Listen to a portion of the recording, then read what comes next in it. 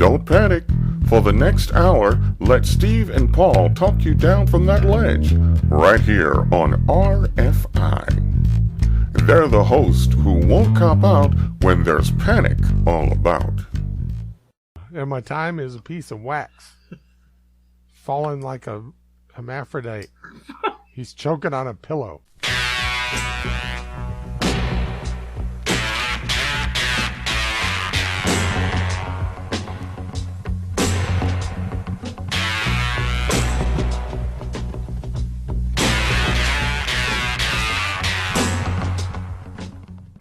Welcome to the Don't Panic Radio Show. My name is Steve Vincent. Sitting right over there is Paul Schultz. Hey, how you doing? And nothing you are about to hear is true.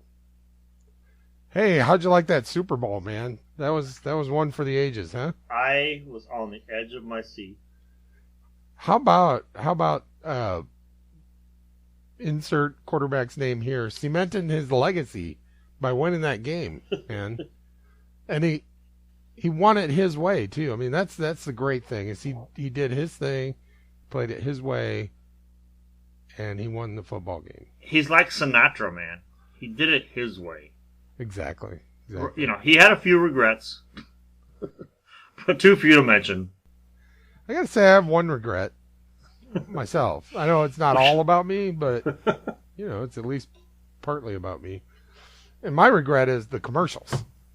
Yeah. I mean, it seems like there was the golden age of commercials back in the, I don't know, late 90s, early 2000s. Mm-hmm. And the Super Bowl was like when they brought out the super creative. I mean, on everybody's top 10 list, usually coming in at number one is that fucking Apple commercial for Macintosh. Yeah. Ridley fucking Scott directed that. Yeah. Right. Like, that was a high-budget short film, basically. Yeah. And now we get shit like Colgate telling us not to let the water run while we brush our teeth. We're supposed to... Yeah, right? I mean, really? Because we're like all psyched and having a good time. It's like, oh, there are people less fortunate than us. Well, what the fuck am I going to do? Like, if I don't run the water while I'm brushing my teeth, somehow those people are going to... I imagine somebody sitting in sub-Saharan Africa like, oh, I wish we had more water.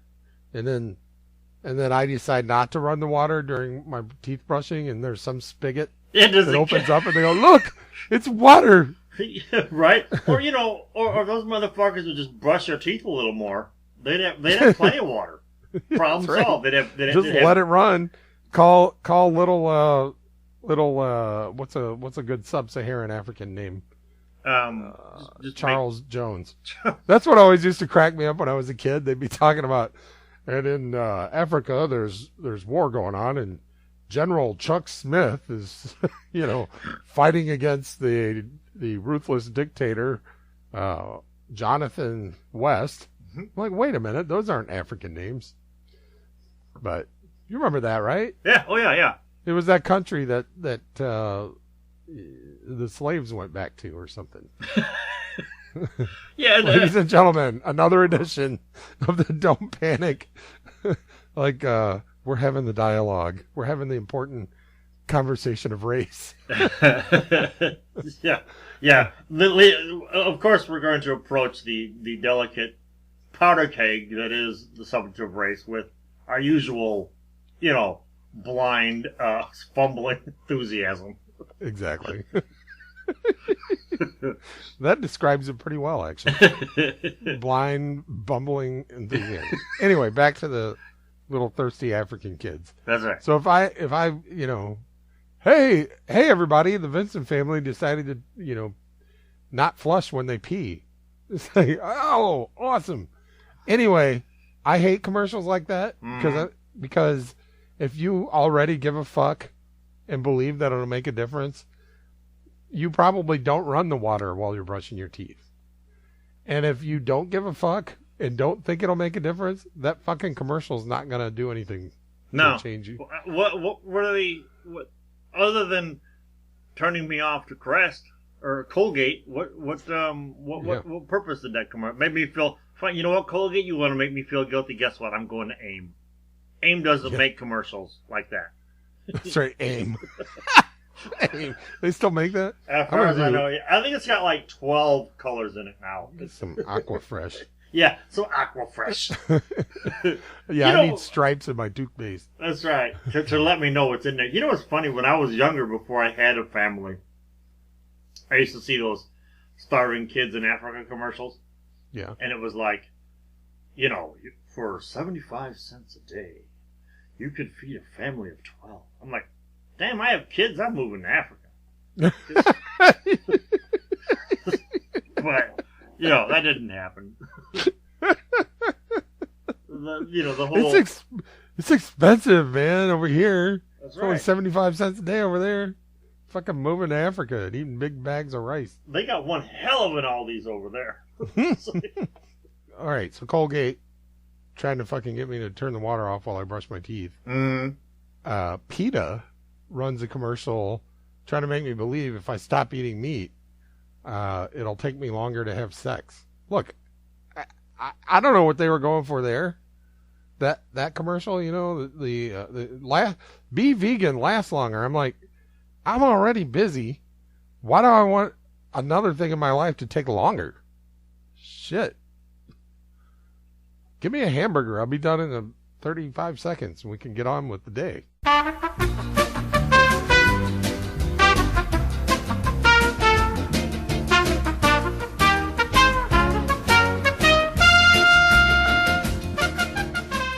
Oh yeah. I suppose I am aware of the fact that some men want to last longer. Yeah. It's beyond me why. Well, there were some bright moments. Serena Williams, for example, had a commercial. And I'm not exactly sure for what. I got distracted. Well, who cares? Hot black chick. Exactly. You know, sign me up. Exactly. Sign you up, at least. Yeah. Like I told you earlier, I just liked the line about she's been called too strong. No, I'm just stronger than you. I'm like, I know she didn't write that, but that's pretty goddamn deep. Hey, did you see that Pokemon commercial or Pokemon or Poke whatever the fuck? Yeah, yeah. Something. There was something we never got into, right? No. It was like not our generation's thing. It was a generation after us, right? Yeah. Well, thank God we didn't get into it because I've heard kids have committed suicide. Yeah. As a result of Pokemon. Well, just the other day I was watching my favorite insert televangelist name here, and Jimmy Swaggart. Is he even alive? I don't know. He's and Pokemon will cause you to commit suicide. But it was confusing. Most of the commercials for me were just flat out confusing. I was yeah. I'm getting a little pissed off at confusion in general. It's like all I ask out of a commercial or a feature length movie or whatever is entertain me for a little while and don't fucking confuse me.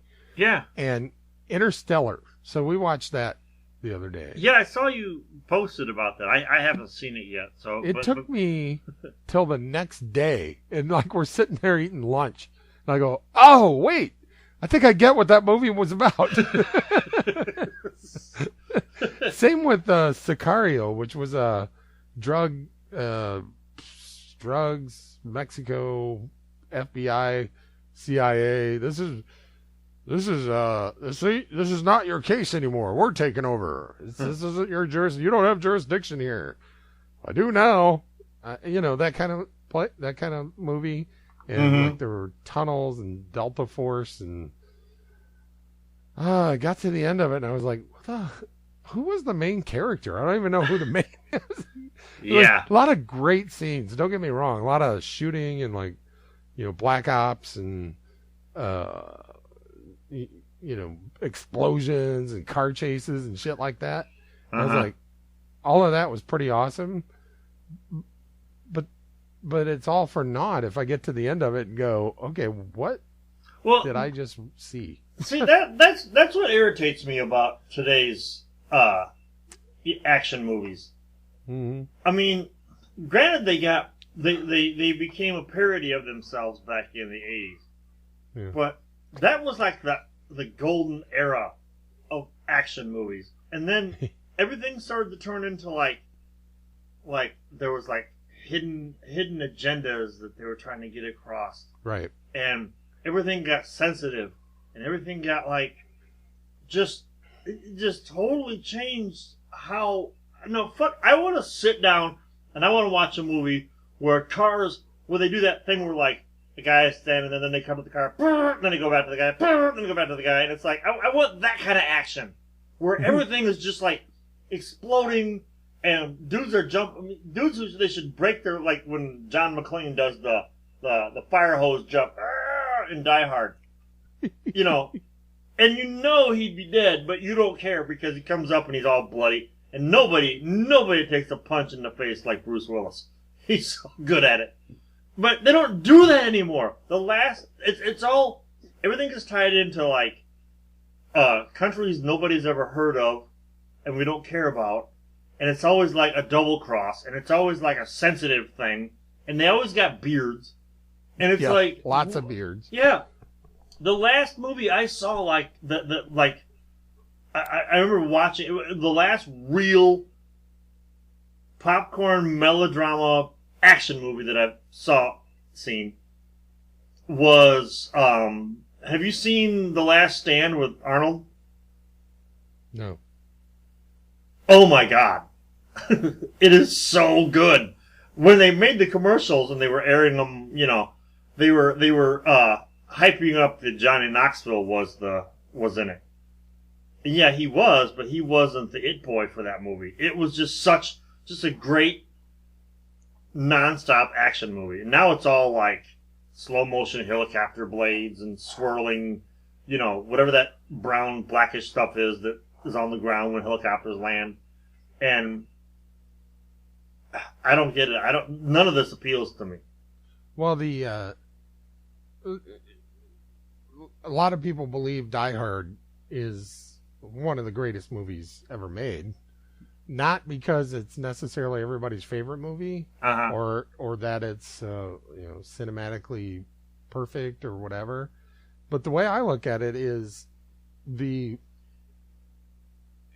it's sort of like the Disney movies, and I've always said this with no thought as to whether it might be true or not, but I believe it, so fuck it. Nothing you're about to hear is true. You have just defined belief. Yeah. To make an animated feature-length movie takes years. From the moment that somebody goes, we're going to have a movie in 2018, and so let's start working, until it actually hits the screen is years and hundreds of man-hours of work, thousands. Because, everything's got to be animated, and there's no like, oh, I don't like that scene, let's reshoot it. Right. It's like reshooting a scene doesn't just mean getting the actors back together and reshooting it. Right. You get one shot, right? And so the philosophy is the story has to be so tight that it can't be confusing, because there's no chance of like trying to fix it later. Yeah. So it's like I was explaining to my daughters, I said, here's how to write a story. You watch one of those Disney things or DreamWorks or whatever the fuck, you just name a character. In fact, I did that little game. I was like, I'm going to name the character. You're going to tell me what they want.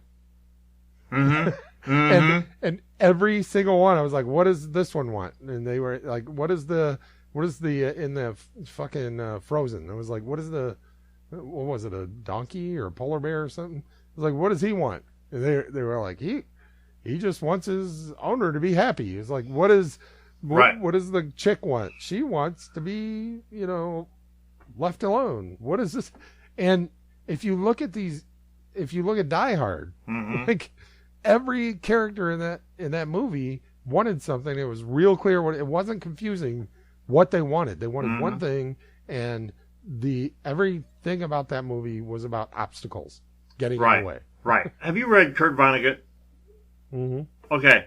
He wrote, a list. I think it's 10 or 11 things that were his rules to writing, and and they're great. They're very Oh yeah, I've seen well, that. Yeah, and one of the key ones was, what does the character want, or something. Oh, it said any character that walks on screen, or however he said it, has to want something. Right. Even if it's just a glass of water. Right, exactly. And the other thing about the older movies, like Die Hard and Go Further Back, is everything in the first 5 minutes of a film is exposition. It's setting up for everything else. Yeah. There's no like long drawn out, just like, desert, sunset, helicopter silhouette for 10 fucking minutes. No, everything is set up for, even if it doesn't make any sense, at some point it makes sense down the line. Well, they don't. They don't do that anymore. The fiction workshop that I've often talked about. Mm-hmm. That the professor, Die Hard's one of his favorite movies, and he talked about how when you're writing a novel, the first chapter has to give the reader. First of all, it has to hook the reader, and it has to give them all the information they need to know what this novel's about, right? So that they can make an informed decision about whether to invest, number of hours into reading this thing, right? Right. So you're like making a deal with them. You're like, okay, I'm going to set this up. I'm going to tell you what this is going to be about, and then you can decide whether to go on this journey with me. Right. And like you said, with Die Hard, like in the first, 5 minutes, you're like, oh, okay, I get it. I know what this movie's going to be, and you decide like, okay, I'm in. I'll stick around. Well, that's like fucking like Sicario. Yeah. Is probably going to win awards and shit because everybody's talking about, oh, what a great movie it is. I'm like, I watched the whole goddamn thing and still don't know what it's about. The first five, fuck the first five. The first 5 minutes were basically like a forward. It's like just a scene. I mean, there was it really, I don't even know what motivation. Constance tried to explain to me like what the opening scene did, but I was like, yeah, I didn't do enough of it. Anyway, it's like when I let Arlo watch. She's been watching a lot of my favorite movies lately, and we recently watched Donnie Darko, and she was silent. She was silent through the whole movie, and then we got to the end, and she's like, "I don't understand anything that just happened, but I want to watch it again." I'm like, yes, exactly. All right, then you do understand what it's about. So that's the exception that proves the rule. What the fuck just happened? Well, it was as though this plan had been with him all his life, pondered through the seasons, now in his 15th year, crystallized with the pain of puberty.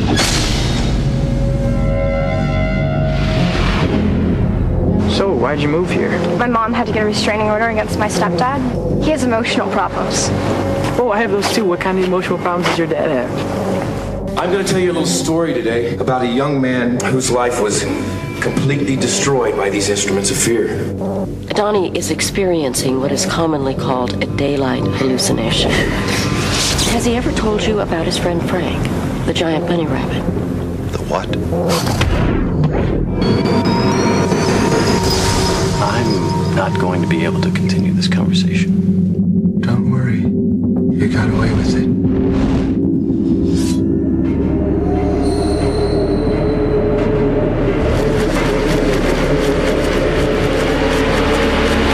We're just gonna stop. You should already know that. One of the best examples I ever read was when the first chapter of this book didn't really have anything to do with the rest of the book, except that it set the stage because it demonstrated how, like at the age of 12, this was like the first time this guy ever killed anybody. And I'm like, all right, I'm hooked now. Yeah, it's like, okay. I know this isn't going to end well, but I want to see how it goes. It's like Davy Crockett killed a bear when he was only 3, right? That's right. I imagine it was a small bear. I'm like immediately interested. It probably wasn't the same bear that fucking raped Leonardo DiCaprio. What? Wait, hold on. What are we? How did we make it? 25 minutes, 34 seconds. Bear rape. Bear rape.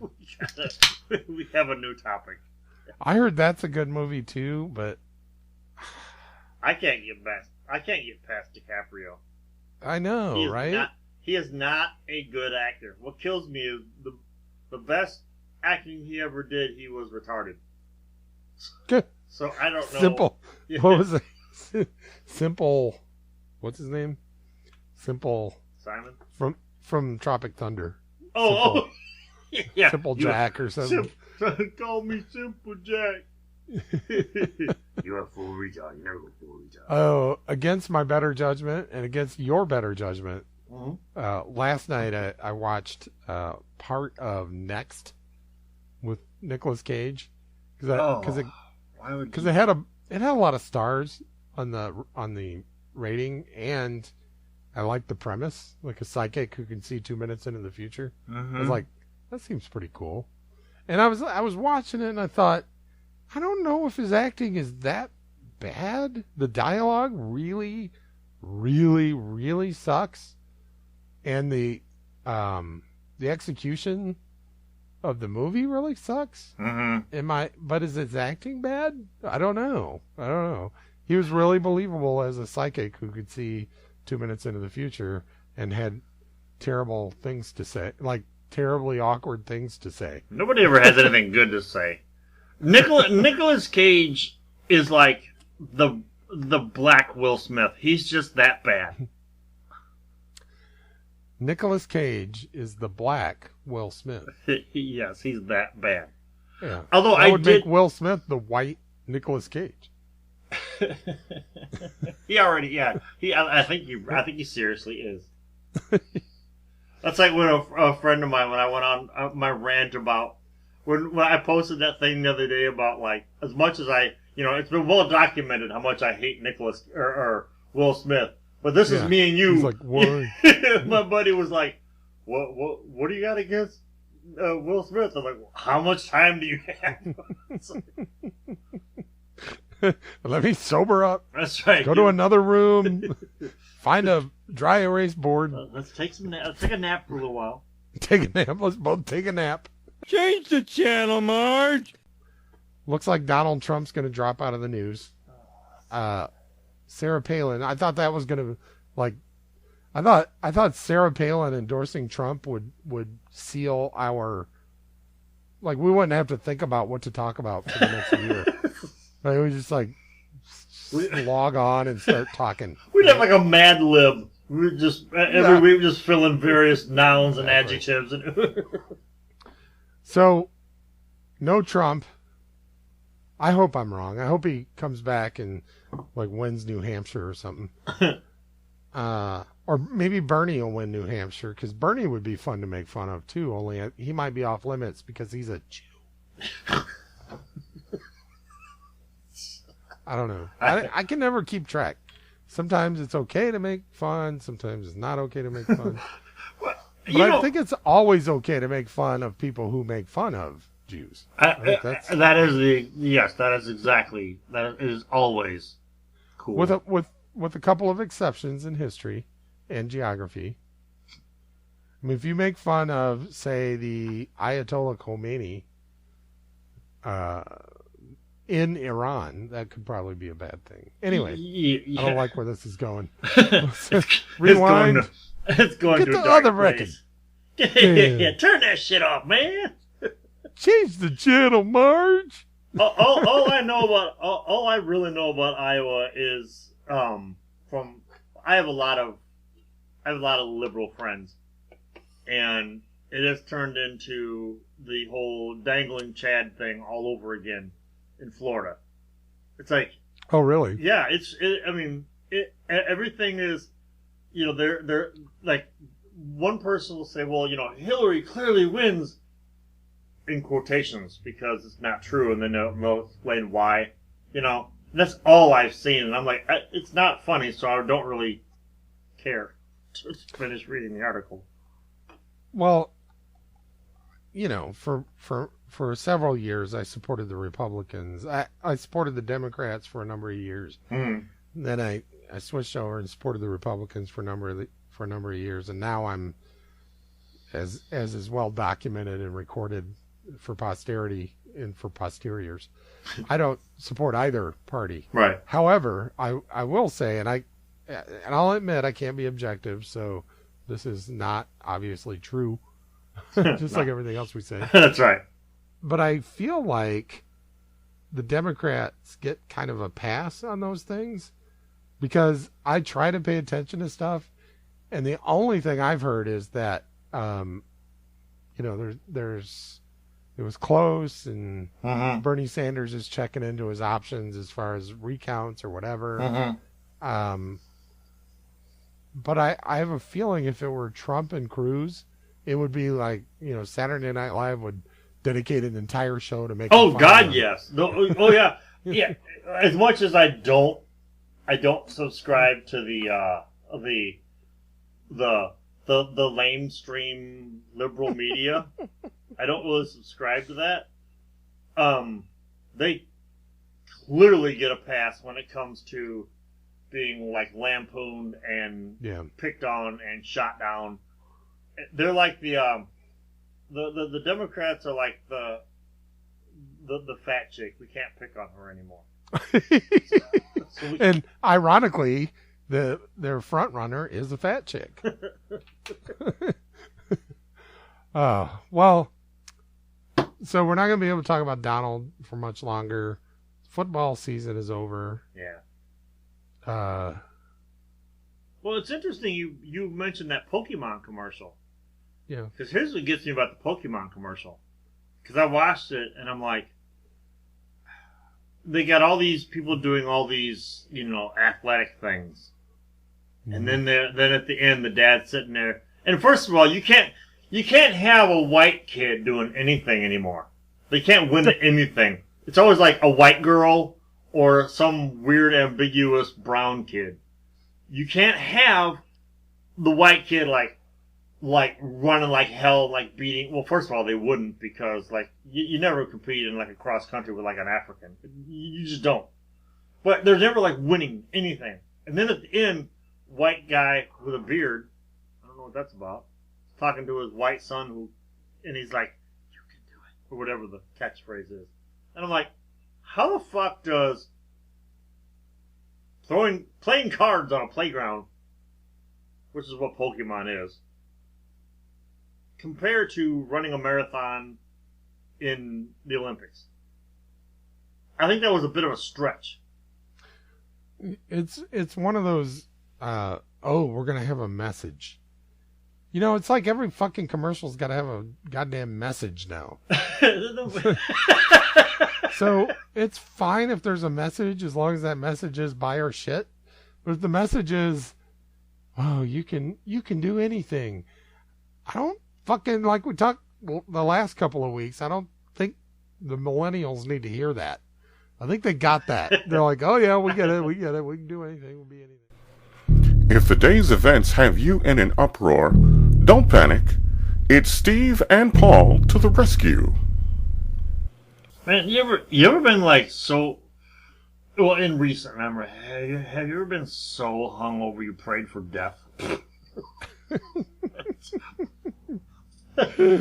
Every goddamn day. Because that's where I was this morning. Yeah. When that fucking phone rang at like 5:30, I'm like, oh, thank you God. This is a 2-hour delay. I didn't even answer. I just rolled over and went back to bed. I seriously, man, I don't know if this is a good sign or a bad sign, but I'm starting to have trouble telling the difference between a hangover and just my normal, like, I feel like shit when I get out of bed. Yeah, well, you know what it is? It's because our, whatever the fuck chemical is imbalanced in our head has always been that way, and now we're just confused about it.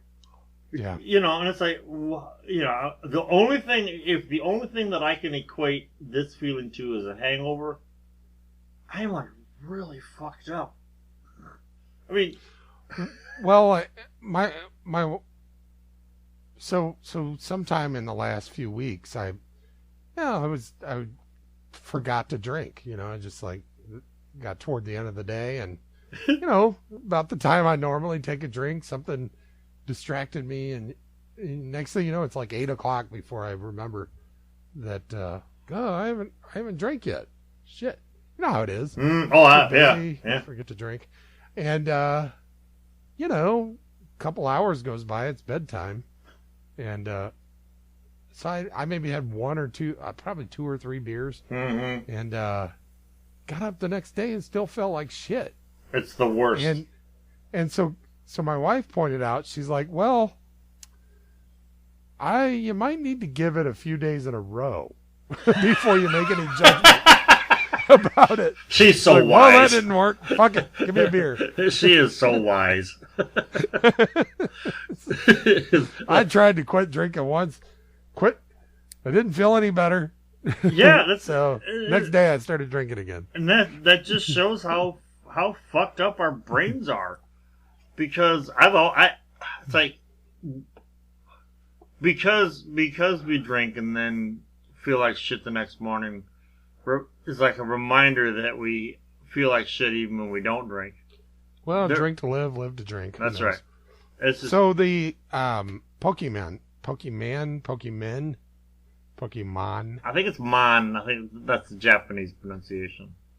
Oh yeah, that was back. That was like after us. It was like the Japanese culture was really making inroads. Yes, it's back when we were afraid of the Japanese. Now we're afraid of the Mexicans and Muslims. But that was back when we were afraid of the Buddhists, the brown Buddhists. It's always, are they brown or yellow? What would you? They're jaundiced. They're jaundiced. Okay. Kind of brown, kind of yellow. I never really, I don't know what Pokemon is. It's like a card thing, right? You play card? It's like a card game? Yeah, it's like Slapjack, but with, instead of, slapping your hand down on the jack, you lay out certain cards and certain Have you ever played? I've never played, but like my nephews played, and I still didn't get it back then. To me, is it a role playing thing? Or? No, it's not even. The thing about the way card, because Pokemon is just like Pokemon is the tip of the iceberg. It's the one everybody knows. But the basis behind card games like that are the more cards you have of a certain type, the more powerful, the more cool things you can do. But it is 100% complete marketing.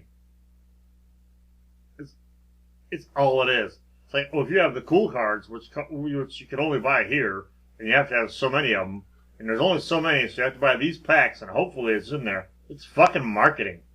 It's like when we were kids, if we went out and bought 10 packs of Star Wars cards, on the off chance that 1 in every 10 has a piece of gum in it, and we were buying it for the gum.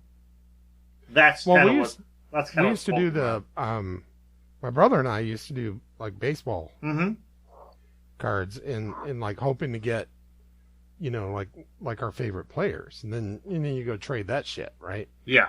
So Pokemon and those kind of things are similar to that. I would. That's a pretty good. I would say that's a pretty good way of putting it, because you're trying to get the powerful characters. Right. You've got the you have the insert baseball player rookie card name here character card that all your friends are envious. So then you then have the upper hand. And they'll trade you. You have one card, and they'll trade you like 8 of insert baseball player name here for your one card, and you're like, that's essentially Pokemon.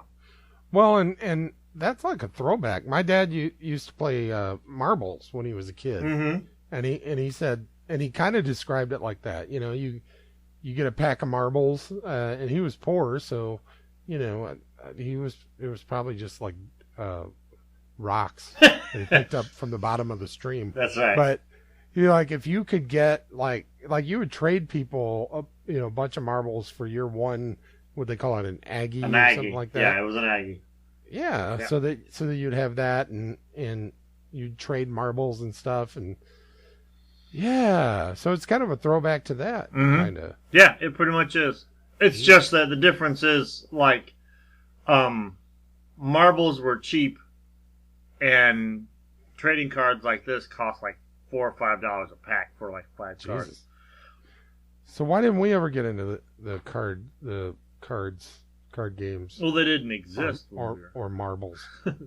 I actually did play marbles, but we didn't get into the card games didn't exist when we were the marketing age. What about marbles? I don't remember playing marbles. I played marbles when I was older. Did you ever lose your marbles? All the time. Like daily. Well, I think for our generation, I don't know if the Pokemon kids were ostracized like we were, but I think D&D was kind of our thing. Dungeons and Dragons for the uninitiated. It's funny, you said Dungeons and Dragons and initiated in the same sentence. Well, I mean, also for the uninitiated, there are certain things we're not allowed to say if you haven't been initiated. And since we have no control over who listens to this, we'll have to avoid saying certain things about certain beings. I mean, you know what I mean, right? Ray, look. Ray, unconscious chanting. You're chanting. I want to kill everyone. Satan is good. Satan is our pal. You know how we were kids, like every other week, there would be another revelation that playing some Led Zeppelin song backwards would reveal who killed John Lennon or whatever. And we would always like be trying to figure out how could we do that? Like, can we take this TDK cassette apart and reverse it around and everything? Well, now computers come with free software that allow you to like reverse stuff. And you don't hear about that shit anymore. Like literally, millions of people billions of people have access to the software that you can quickly play stuff backwards. And I don't fucking hear about, like I committed 9/11. That's because even back then, when that kind of thing was hard to do, they knew it was bullshit. They're not going to talk about it now and be like, well, when you could go on YouTube, you could literally go on YouTube and find a backwards version of any song you wanted. I give up. Yep. It's like, now that you can... Yep, I shot John Lennon. Meow. Yep. That's funny. Well, no, because it was all a big bugaboo, and that I couldn't go down in my basement and put my Judas Priest record on and play it backwards because it didn't even sound like anything. Plus, it ruined my record player. Well, for me, that's why technology and the internet and all that shit is both thrilling and disappointing at the same time, because it's thrilling because I love the idea of having information at my fingertips, having the technology to be able to play shit backwards. It's fascinating. But there was some joy I got out of the mystery of maybe they really did. I mean, maybe they really did hide that message in their their song or whatever, And it's funny you bring up, everything being at your fingertips, and with us talking about, the role playing games. I just had a conversation with a buddy of mine today, where we were talking about, man, if we would have had access to the internet, here's like the whole thing that it just confounds me. If we would have had access to the internet at the age of, like, say 14, 13 years old, the role-playing games, the adventures that we put together would have been stellar. Because everything we needed to know, we could just type in and find it. Yeah, it's true. It would have been faster, better, stronger. Back in the day, we had to, go to the library, look it up, make photocopies, take it home, rewrite it, and it took a lot of time. And it's like now, as we're firmly ensconced in our late 40s, our games, because we still play them. Our games are just so much better because we're also smarter than a 13-year-old, so we can we'll find the information we want in a hurry. But if we would have had if we would have had that when we were 13 or 14 years old, so why is it that the kids today, well, I think I know the answer to this, but kids today don't do that. They don't access that information because they're to make their games cool. They're too busy taking selfies and putting them on whatever 14-year-old kids put pictures on, because Facebook's for old people now. Yeah. Well, I saw that a couple of years ago, and actually, Saturday Night Live did in the news weekend update with Seth Meyers. He said, what was it? I'll paraphrase it. Something to the effect of, this was in 2013, 2014. Mm-hmm. It was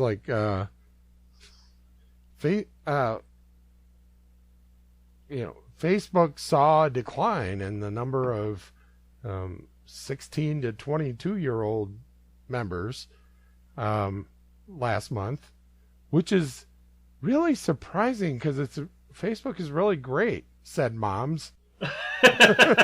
Right. Couple of things that, little housekeeping, little business to take care of.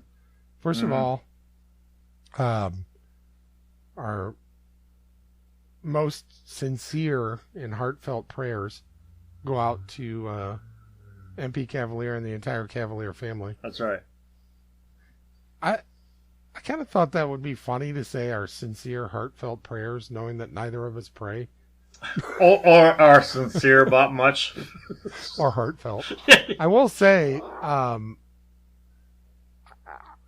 haven't been worried, and it's probably because I don't know exactly what's going on with him, but we know, and it's I mean, it's well known through Facebook and through Radio Free Indy, some shit's going on with MP Cavalier. I don't know what it is, and but I do know his family's worried, and his really close friends are worried. So, God damn it, MP. Yeah. Stop getting sick. That's right. Cut that shit out. Fix it. Whatever it is. Get it fucking fixed, and Godspeed, man.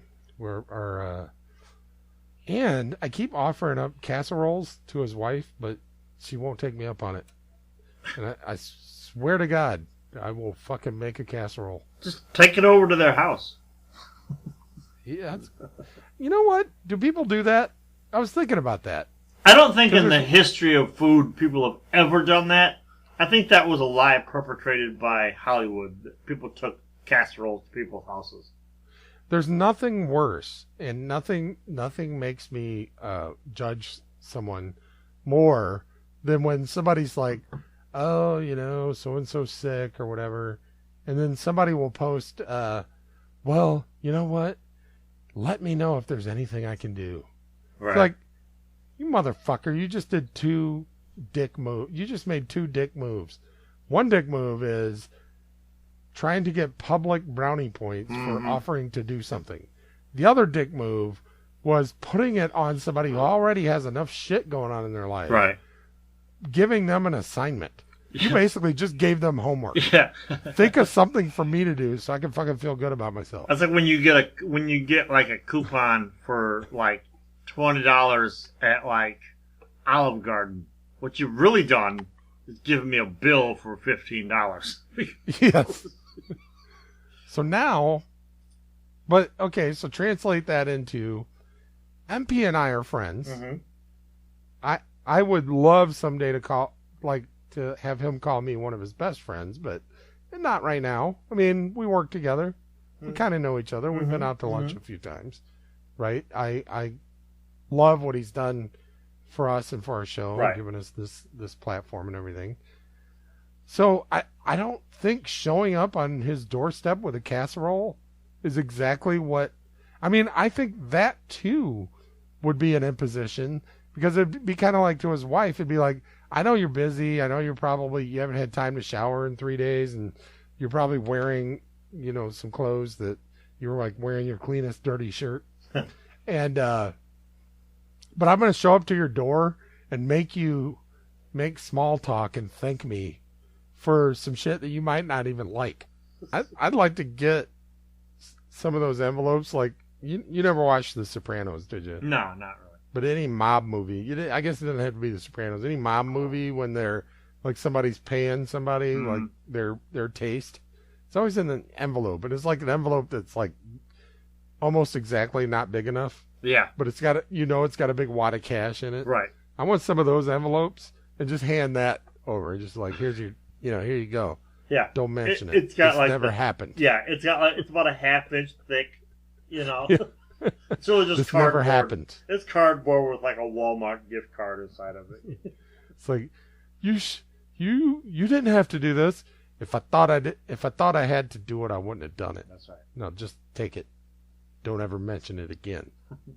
Yeah, that's what I'll do. With a little bit of penicillin and some Nicorette.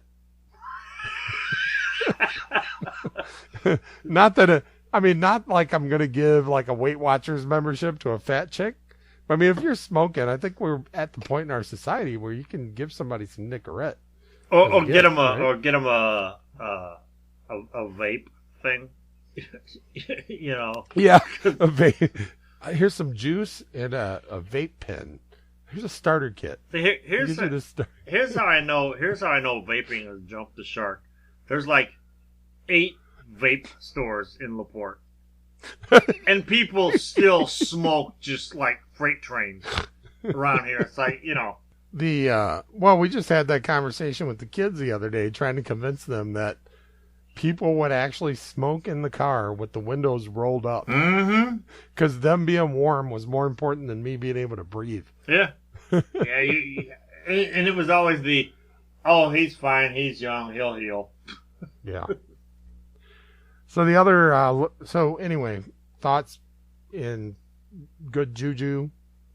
Is that a racist term? He said juju twice. It's like juju beans. Like, remember juju beans? Oh, yeah. Is that racist? Sounds racist. I think if we didn't ask ourselves if it was racist, yes. Clearly it would be racist. I'm never going to say juju beans again. It's like knickerknockers. Remember knickerknockers? Yes. You know what my family called them? I think you could probably guess. No, please. And as a kid, I used to think, that's a weird thing to call them. Anyway, I digress. Thoughts, prayers with MP and his family. And if you're listening, Mrs. Cavalier, please just think of something that I can do.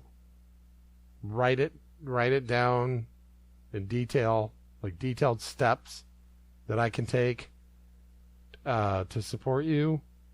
And if you don't, I'll be upset. And if you do, please make it detailed so I know exactly what it is that is expected of me. Okay, moving on to my let's bring it back to me. Mm-hmm. So I don't know, did I ever cover the fact that I finished up at the old place on air? Did I at my job situation? Not so much on air, no. Okay. More of a Facebook thing. You mentioned that it was almost over, and that you were and then we did at our New Year's special. We talked about things you were going to do with your free time. And, oh yeah. But no, you never actually went in. Well, I wrapped it up 2 weeks ago, so I've been pretty much living the life of leisure for the last 2 weeks. I've been painting the kids' room, so that's been taking up some of my time. That would certainly explain why you answer my messages so quickly. Because I'm sitting around in my fucking PJs, man. I've taken to showering like twice a week now. Well, the thing that sucks about being, as they say, you know, the euphemism is between jobs. The thing that sucks about it is when you're like, this is great that I don't have to go to work. Where the fuck is my next paycheck coming from? Right? There's that. So I have landed my next paycheck, and I start there on the 16th. This is February. This is Magic Mike 3. Is that? Well, yes. Okay. In a way, or Fly Guy 2. Fly Guy 2. My bitch better have my money. Shakespeare. Not some of it, but all my cash. I love that. Every time I talk about my job situation, you're like posting Fly Guy. Oh shit! Hey, speaking of millennials, post millennials, I don't know what they're going to call. What are they going to call the generation after millennials? I don't know. What would it be digital natives? No, because you can't use the word native because that conjures up racism. How about digital aborigines? You know what I think they're going to call them? The generations that saves the fucking planet. All right. Well, speaking of generation that saves the fucking planet, have you heard any good jokes lately? Well, as a matter of fact, I have. Well, let's hear it. Well, I gave her the ultimatum, and she's decided that she doesn't care. So she's like waiting for your theme song. So. Who did you tell me was her favorite band? Oh, it's not that so much she has a favorite band. It's just there are bands that she absolutely hates. Like, for example? Well, she hates Adele with a passion. Oh yeah. That's why. That's why I make fun of her listening to Adele and One Direction as much as possible. But no, I brought it up the day. Oh, sorry. Go ahead. She gave me a pretty good one. So, here's Arlo's joke of the week.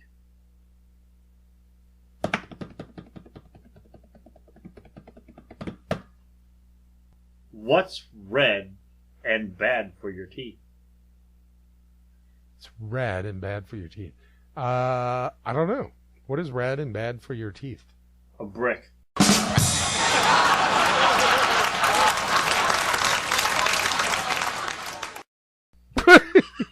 Okay, that's good. That's a good one. That's one of the benefits of one of the benefits of raising intelligent children is they got that deadpan sense of humor. A brick. Yeah, that is bad. Bad for my teeth. Oh, well, we're not going to do much better than that. We couldn't do any worse. So, as we said, hopefully coming up next is Do It Indie Radio Hour. Well, definitely coming up next to Do It Indie Radio Hour. Hopefully with MP. Certainly with Tolan. Hey, Tolan, if you're listening, plug the right fucking wire into the right orifice. So we can hear you live. And hopefully MP's there. You don't have to worry about it.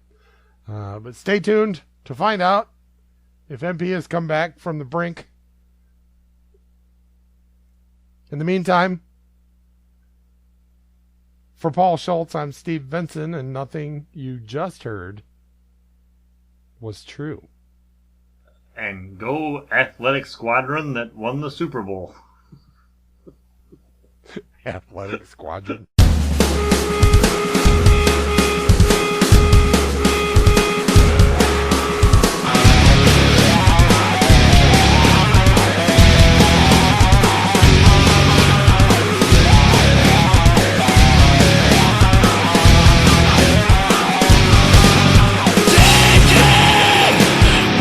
Take all the blame, cause it's a wonderful failing when you talk on your breath. Pray for all you want in your life, and I will be satisfied with your downfall. Come on.